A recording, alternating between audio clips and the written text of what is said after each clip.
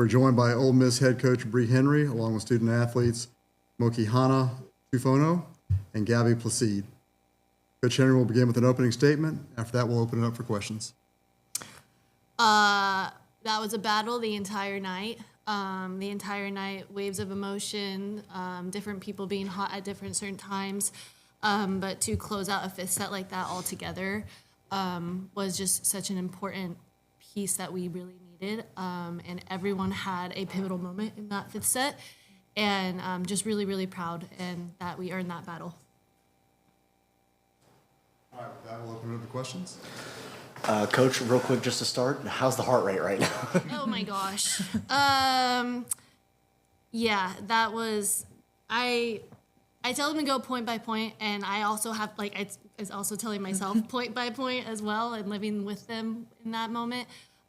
So just to end up on top was pretty awesome, and continue the inaugural season of us in the SEC tournament, and what that means to continue to play is really, really special. You know, a lot of different Rebels contributed tonight. Can you speak to the collective effort of the group?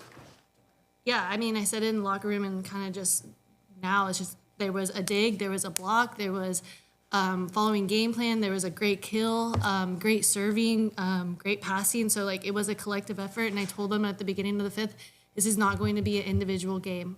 We need every single one of us to be able to execute what every single one of us needs to do. So, I mean, Cammie kept us alive. Gabby had a monster block. Carly had a monster block. Kay, she set in a great game, making great decisions. We need everybody, and they showed that today. Gabby, 25 kills today.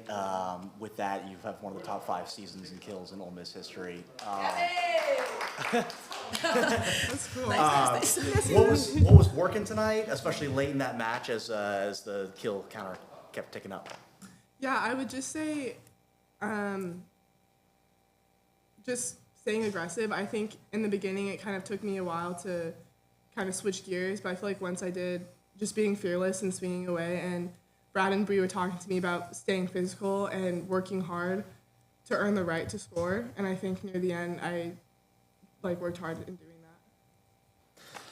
that. Moki, especially after the 2-1 lead, Missouri takes the fourth.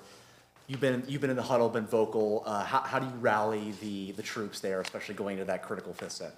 Yeah, I think what we are taught from our staff is to just, like Bree's saying, take it point by point so that the fifth set doesn't seem as different as the first two. So I think, like, going into the fifth set after losing the fourth, we just talked about taking it point by point, doing our job, saying our job, and over-communicating, especially when it matters in the fifth. So I think we did a great job at switching gears, especially in the fourth when we weren't as communicative. We started to turn it up, and everybody was able to do their job and be successful.